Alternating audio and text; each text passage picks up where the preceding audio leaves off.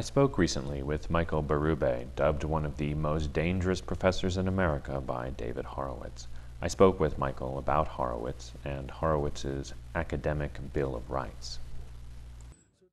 I want to distinguish right at the outset between the academic Bill of Rights as a piece of paper and the academic Bill of Rights as a legislative initiative, because the latter is just unbearably noxious. No matter what form it takes, whether it goes about hounding people in the biology department or hounding people in women's studies programs. I think on principle, that level of government interference on the intellectual level, with the actual content of what is being taught and researched, is inappropriate in a free society. Now, as for the document itself,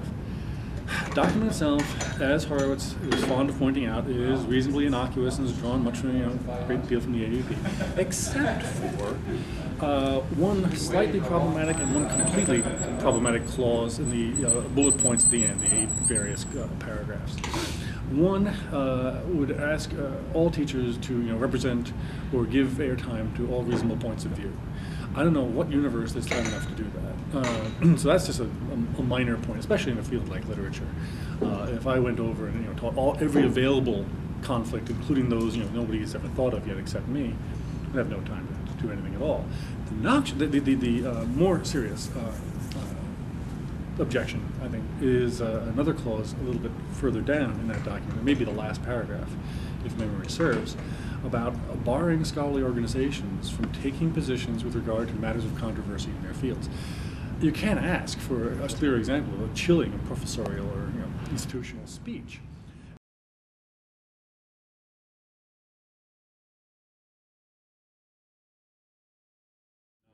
Penn State was asked to compile a list of all the student complaints that had generated in the last 5 years, and when we did, we found their number was 13. Now, on a campus with 40,000 students and a statewide system of 24 campuses with about 100,000 students over 5 years, 13 complaints, not too bad. And the weird thing is that some of them were complaints that, in one case, a professor was disrespectful toward Islam, another that a professor was too conservative. They were really all over the map.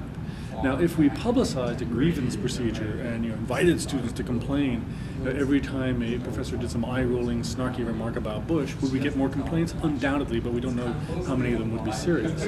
So that really wasn't the worst thing in the world, having to report student complaints. But it could have been much, much worse.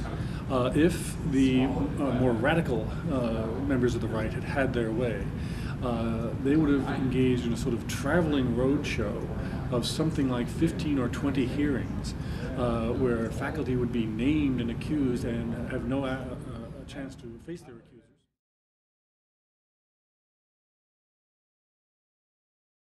People who are most motivated over the past 5 years, people who have been most motivated to implement Horowitz's bill have not been people who are concerned that there should be more Hayek in economics classes and less Keynes.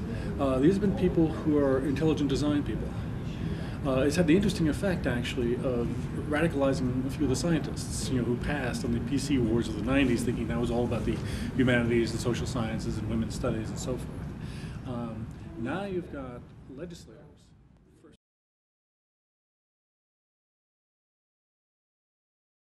Public intellectual and public wannabe intellectual. I mean, the other, because one of the things that drives him, right, is his fury that he is not asked more often, or hardly at all, by faculty to speak on campuses. He wants that imprimatur, he wants that legitimacy.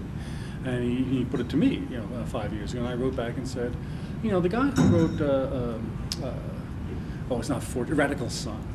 The guy who wants to be a serious historian of the 60s in his own travails in the intervening years, that's one guy. The guy who takes out ads that says, say welfare constitutes reparations for slavery, the guy who does Islamofascism Week, that's not a serious person, that's a provocateur, somewhere between a provocateur and a buffoon, which is a dangerous combination.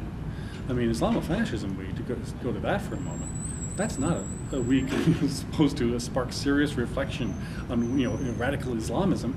That's a week designed A, to blur the distinctions among all various kinds of Islam, those that are a serious threat to us and those that are not, and B, even more importantly, to spark outrage.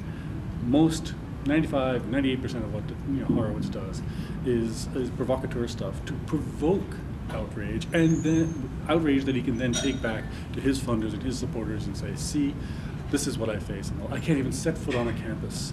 I have to go with bodyguards everywhere. People are trying to, as he said at Columbia, yes, some professors have nooses on their doors, but I go around with a noose around, following me around everywhere. So slightly delusional, but also, dramatic.